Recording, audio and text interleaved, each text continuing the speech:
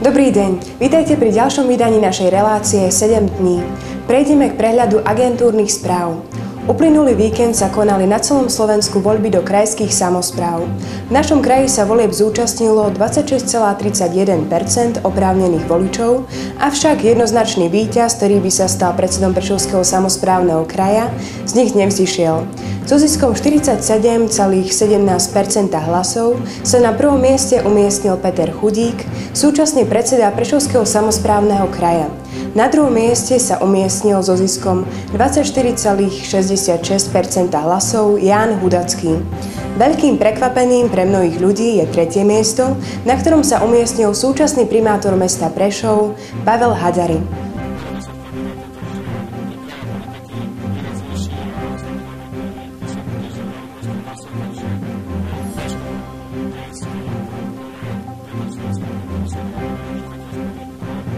Súčasné voľby do samosprávnych krajov však tento rok sprevádzali aj početné podnety na ústrednú volebnú komisiu o kupovaní hlasov alebo porušení volebného moratória.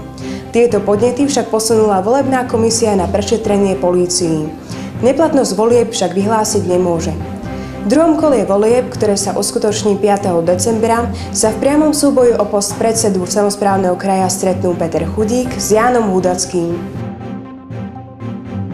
Pri dopravnej nehode v tuneli Branisko, ktorá sa stala v nedeľu večer krátko po 18:00, zahynuli dvaja občania Českej republiky. Haváriu neprežila posádka osobného motorového vozidla, ktoré prešlo z neznámych príčin do protismeru a čelne sa zrazilo s protiidúcim autobusom.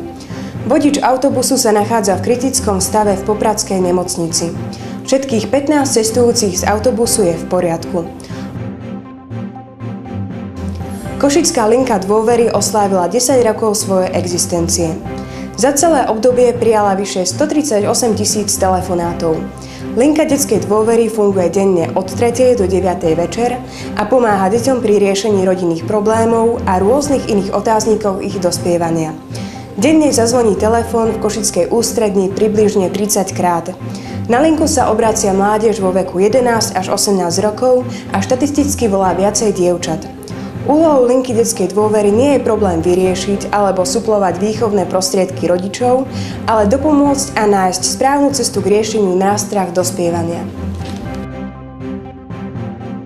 Minulý týždeň sa niesol v duchu prípravy na oslavy 17. novembra. Pred 20 rokmi sa v našej krajine ustúpilo z cesty komunizmu a boli nastolené základné demokratické princípy. V útorok všetky tieto oslavy vyvrcholili a naša krajina si tak pripomenula 20. výročie nežnej revolúcie. Mnohí kritici však tvrdia, že napriek tomu, že táto revolúcia sa uskutočnila, v konečnom dôsledku sa oproti súčasnému stavu v našej krajine nič nezmenilo. V súvislosti s oslavami nežnej revolúcie sa vo štvrtok 12. novembra pred Prešovskou univerzitou odhalila socha Aniela, ktorá má byť pripomienkou boja za slobodu a demokraciu.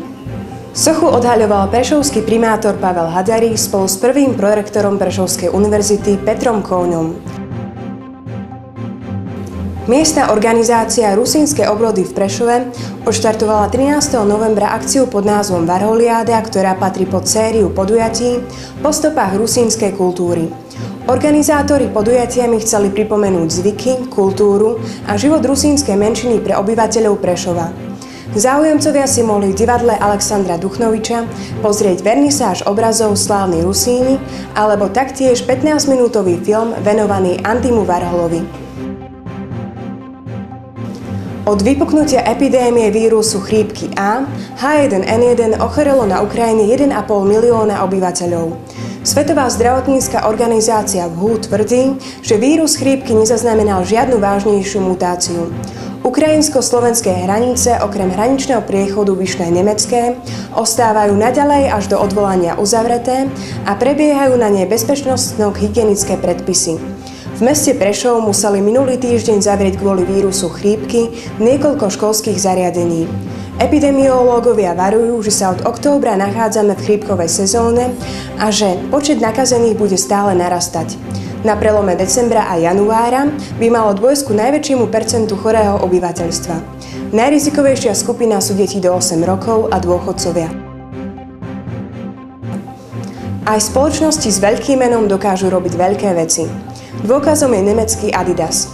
Športová značka Adidas bude vyrábať športovú obuv za 1 euro pre chudobných a sociálne slabšie vrstvy. Výrobný proces sa oštartuje o rok v Bangladéši a prvé topánky budú určené pre domáci trh. Adidas sa takto snaží ľuďom v hmotnej núdzi pomôcť doslova za akciové ceny. To je pre tento týždeň všetko, lúčim sa s vami, dovidenia.